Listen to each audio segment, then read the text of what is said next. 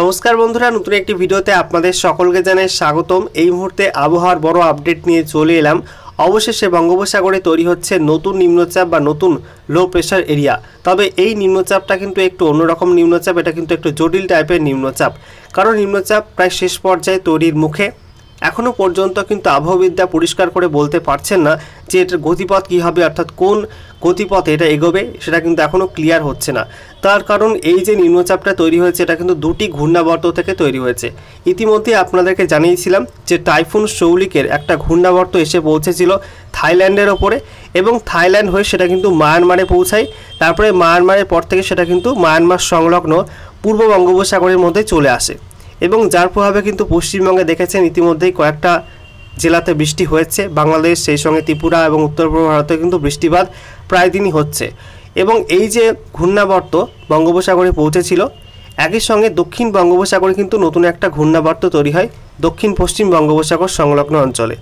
এই দুই ঘূর্ণাবর্ত মিলে কিন্তু এই নতুন নিম্নচাপ তৈরি হচ্ছে, এবং দুটি সিস্টেম যখন একটা সিস্টেমে পরিণত হয় সেক্ষেত্রে কিন্তু কিছু পরিবর্তন আসে এবং বেশ কিছু জটিল রূপ দেখা যায়, সেটাই কিন্তু লক্ষ্য করা যাচ্ছে।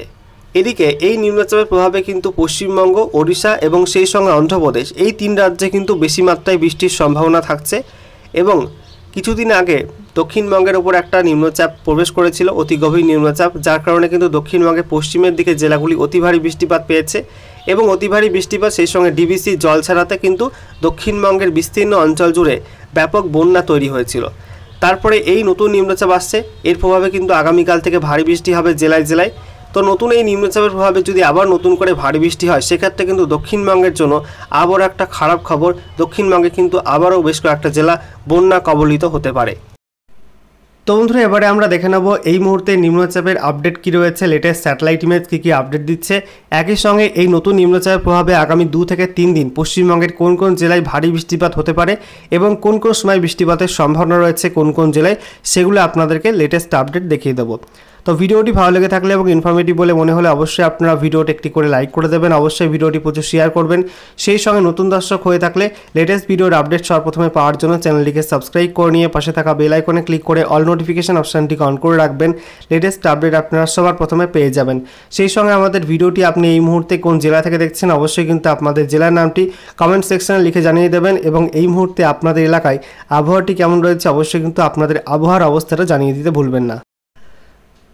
তো বন্ধুরা, প্রথমে আপনাদেরকে দেখাবো এই মুহূর্তে লেটেস্ট স্যাটেলাইট ইমেজ কি আপডেট দিচ্ছে। এই মুহূর্তে আপনারা দেখতে পাচ্ছেন বঙ্গোপসাগরের ছবিটা, যেখানে আমরা দেখতে পাচ্ছি এই মুহূর্তে বঙ্গোপসাগর জুড়ে কিন্তু মেঘ ছড়িয়ে ছিটিয়ে রয়েছে।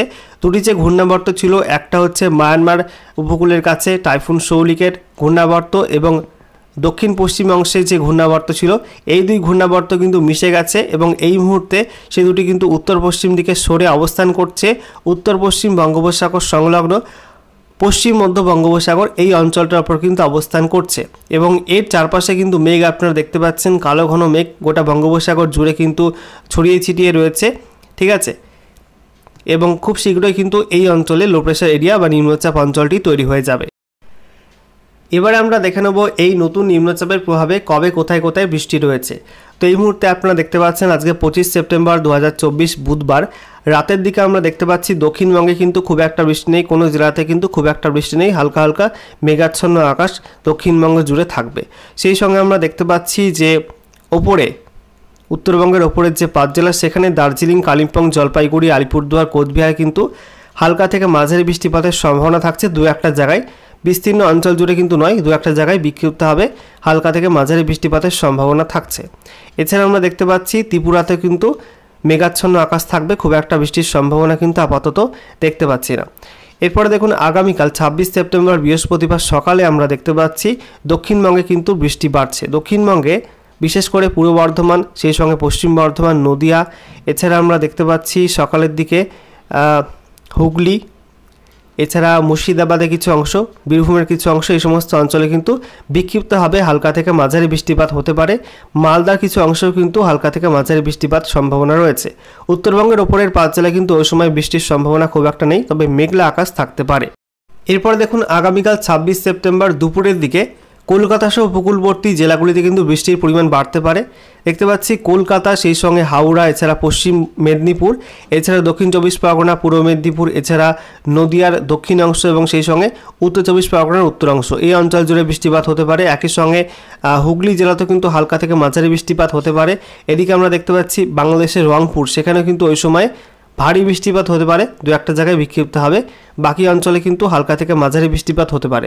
একই সময়ে আসামের শিলচর এবং সেই সঙ্গে বাংলাদেশের সিলেট, এই অঞ্চলে কিন্তু মাঝারি কোথাও ভারী বৃষ্টিপাতের সম্ভাবনা থাকছে। এরপর দেখুন আগামীকাল 25 সেপ্টেম্বর রাতের দিকে দক্ষিণবঙ্গে খুব একটা বৃষ্টি থাকবে না, হালকা হালকা মেঘাচ্ছন্ন আকাশ থাকবে। তবে উত্তরবঙ্গে কয়েকটা জেলায় বৃষ্টি হতে পারে, বিশেষ করে দার্জিলিং, সেই সঙ্গে আলিপুরদুয়ার, কোচবিহার এবং জলপাইগুড়ি, এই সব জেলায় কিন্তু বিক্ষিপ্ত হালকা থেকে মাঝারি বৃষ্টিপাত হতে পারে, কোথাও কোথাও ভারী বৃষ্টিপাতের সম্ভাবনা থাকছে। ঠিক আছে, তারপরে দেখুন 26 সেপ্টেম্বর বৃহস্পতিবার সকালের দিকে আমরা দেখতে পাচ্ছি দক্ষিণবঙ্গের বৃষ্টি থাকবে। পূর্ব বর্ধমান, পশ্চিম বর্ধমান, নদিয়া, সেই সঙ্গে বাঁকুড়া, এই সব জেলায় কিন্তু একটু বেশি বৃষ্টিপাতের সম্ভাবনা থাকছে। এছাড়া আমরা দেখতে পাচ্ছি যে উত্তর দিনাজপুরে কিন্তু দু একটা জায়গায় বৃষ্টি হতে পারে। এছাড়া উত্তরবঙ্গের ওপরের যে 5 জেলা রয়েছে সেখানে আমরা দেখতে পাচ্ছি আলিপুরদুয়ার, কোচবিহার এবং জলপাইগুড়িতে কিন্তু ভারী বৃষ্টিপাতের সম্ভাবনা থাকছে। একই সঙ্গে বেলা বাড়ার সঙ্গে সঙ্গে কিন্তু দার্জিলিং জেলাতেও ব্যাপক বৃষ্টিপাতের সম্ভাবনা থাকছে। দেখতে পাচ্ছেন দার্জিলিংয়ে কিন্তু শিলিগুড়ি, এই সমস্ত অঞ্চলে রেড অ্যালার্ট থাকছে। ঠিক আছে, ভারী থেকে অতি ভারী বৃষ্টিপাতের সম্ভাবনা থাকছে। এরপর দেখুন 26 সেপ্টেম্বর বৃহস্পতিবার দুপুরের দিকে দক্ষিণবঙ্গ জুড়ে হালকা থেকে মাঝারি বৃষ্টিপাত থাকবে।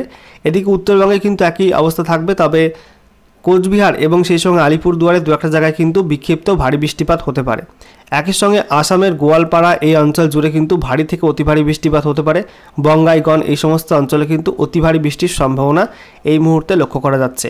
তারপর আমরা দেখতে পাচ্ছি 26 সেপ্টেম্বর রাতের দিকে, 26 সেপ্টেম্বর বৃহস্পতিবার রাতের দিকে দক্ষিণবঙ্গে কিন্তু মেঘাচ্ছন্ন আকাশ থাকবে, খুব একটা বৃষ্টি নেই। হালকা বৃষ্টি রয়েছে মুর্শিদাবাদ, বীরভূম, পশ্চিম বর্ধমান, এই সব জেলাতে। এছাড়া আমরা দেখতে পাচ্ছি উত্তরবঙ্গের ওপরের যে 5 জেলা সেখানেও কিন্তু হালকা হালকা মেঘ থাকবে, তবে হালকা বৃষ্টির সম্ভাবনা কিন্তু থেকেই যাচ্ছে। এরপর দেখুন 27 সেপ্টেম্বর শুক্রবার ভোরের দিকে কিন্তু উত্তরবঙ্গ জুড়ে ব্যাপক বৃষ্টির সম্ভাবনা রয়েছে, বিশেষ করে দার্জিলিং, সেই সঙ্গে উত্তর দিনাজপুর, একই সঙ্গে আমরা দেখতে পাচ্ছি আলিপুরদুয়ার, কোচবিহার, জলপাইগুড়ি, এই সব জেলাতে কিন্তু ভারী থেকে অতি ভারী বৃষ্টিপাতের সম্ভাবনা থাকছে। এবং সেই সঙ্গে আমরা দেখতে পাচ্ছি সকালের দিকে 27 সেপ্টেম্বর শুক্রবার সকালের দিকে কিন্তু গোটা উত্তরবঙ্গ জুড়ে ব্যাপক বৃষ্টিপাত থাকবে। দার্জিলিং, জলপাইগুড়ি, কালিম্পং, আলিপুরদুয়ার, কোচবিহার, প্রত্যেকটা জেলাতে কিন্তু অতি ভারী বৃষ্টির রেড অ্যালার্ট থাকছে। ঠিক আছে, একই সঙ্গে আপনাদেরকে জানিয়ে দেবো বেলা বাড়ার সঙ্গে সঙ্গে কিন্তু সেই বৃষ্টির পরিমাণ একটু একটু করে কমে যাবে। এছাড়া দক্ষিণবঙ্গে কিন্তু আবারও বৃষ্টি শুরু হবে, দক্ষিণবঙ্গ জুড়ে কিন্তু হালকা থেকে মাঝারি বৃষ্টিপাত চলবে। এরপর আমরা দেখতে পাচ্ছি যে সন্ধ্যার দিকে দক্ষিণবঙ্গে খুব একটা বৃষ্টি থাকবে না, উত্তরবঙ্গে হালকা থেকে মাঝারি বৃষ্টি থাকতে পারে। আর রাতের দিকে আমরা দেখতে পাচ্ছি উত্তরবঙ্গে কিন্তু একই কন্ডিশন থাকবে, তবে দক্ষিণবঙ্গে আকাশ মোটামুটি কিন্তু পরিষ্কার হতে পারে। এরপর আমরা দেখে নেব এই নতুন নিম্নচাপের প্রভাবে ঝোড়ো হাওয়ার দাপট কেমন থাকবে কোন কোন অঞ্চলে। তো আজকে মধ্যরাতের দিকে বাংলাদেশের উপকূলবর্তী অঞ্চলে কিন্তু ঝোড়ো হাওয়ার দাপট থাকবে, 50 থেকে 60 কিলোমিটার প্রতি ঘন্টা গতিবেগে কিন্তু ঝোড়ো হাওয়ার দাপট থাকতে পারে। ঠিক আছে, কোনো কোনো অঞ্চলে কিন্তু সেটা 40 কিলোমিটার হতে পারে। দেখতে পাচ্ছেন 53 কিলোমিটার, কোথাও 52 কিলোমিটার, কোথাও 54, 55 এরকম গতিবেগ রয়েছে বাংলাদেশের উপকূলবর্তী অঞ্চলে। ঠিক আছে, তবে পশ্চিমবঙ্গ উপকূলে কিন্তু খুব একটা গতিবেগ থাকবে না, ওই 20, 21, 23 এরকম থাকবে। এরপর দেখুন আগামীকাল বুধবার 25 সেপ্টেম্বর সকালের দিকে আমরা দেখতে পাচ্ছি পশ্চিমবঙ্গ উপকূলে 31 কিলোমিটার প্রতি ঘন্টা গতিবেগের দমকা ঝোড়ো বাতাস থাকবে। এদিকে বাংলাদেশ উপকূল জুড়ে কিন্তু 49, 50 এর কাছাকাছি ঝোড়ো হাওয়ার দাপট থাকবে। তারপরে দেখুন দুপুরের দিকে আমরা দেখতে পাচ্ছি পশ্চিমবঙ্গ উপকূলে কিন্তু ঝোড়ো হাওয়ার গতিবেগ বাড়বে, 44 কিলোমিটার, কোথাও 45 কিলোমিটার, কোথাও আমরা দেখতে পাচ্ছি 46 এরকম গতিবেগ থাকবে ঝোড়ো হাওয়ার। এছাড়া আমরা দেখতে পাচ্ছি বাংলাদেশের উপকূলবর্তী অঞ্চল জুড়ে কিন্তু 50 কিলোমিটার উপরে ঝোড়ো হাওয়া বা ঝড় বয়ার সম্ভাবনা রয়েছে। একই সঙ্গে আমরা দেখতে পাচ্ছি ওই সময় মুর্শিদাবাদের কিছু অংশ, নদিয়ার কিছু অংশ এবং সেই সঙ্গে উত্তর চব্বিশ পরগনার কিছু অংশে কিন্তু 40 কিলোমিটারের কাছাকাছি, কোথাও 38, কোথাও 35, কোথাও 39 এরকম গতিবেগ থাকতে পারে ঝড়ের। ঠিক আছে, তারপরে আমরা দেখতে পাচ্ছি যে রাতের দিকে কিন্তু উপকূলবর্তী অঞ্চলে, পশ্চিমবঙ্গের উপকূলবর্তী অঞ্চলে 40 কিলোমিটার কাছাকাছি গতিবেগে কিন্তু ঝড় বইতে পারে। ঠিক আছে, এবং একই সঙ্গে বাংলাদেশের উপকূলবর্তী অঞ্চল জুড়ে কিন্তু 50 কিলোমিটারের কাছাকাছি গতিবেগে ঝড় বইতে পারে। তারপরে আমরা দেখতে পাচ্ছি যে মধ্যরাতের দিকে আরও একটু গতিবেগ বাড়তে পারে পশ্চিমবঙ্গ, বাংলাদেশ উপকূল জুড়ে, একই সঙ্গে ওড়িশা উপকূল জুড়ে কিন্তু 40 কিলোমিটার কাছাকাছি গতিবেগ নিয়ে ঝড়ের দাপট থাকতে পারে। নেক্সট আমরা দেখে নেব 26 তারিখ বৃহস্পতিবার। 26 তারিখ বৃহস্পতিবার সকালে আমরা দেখতে পাচ্ছি পশ্চিমবঙ্গ উপকূল জুড়ে 40, 44, 43 এরকম গতিবেগ থাকবে ঝড়ের।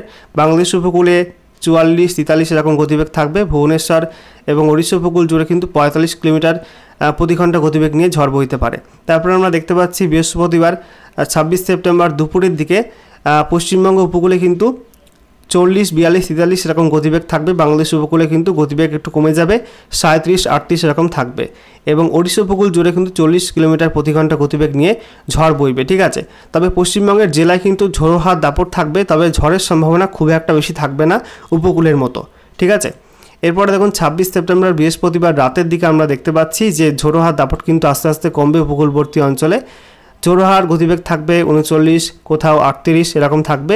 এবং তারপর 27 তারিখ শুক্রবার কিন্তু আস্তে আস্তে ঝোড়ো হাওয়ার পরিমাণ আরও কমে যাবে, দাপট কিন্তু অনেকটা কমে যাবে পশ্চিমবঙ্গ বাংলাদেশ উপকূল জুড়ে।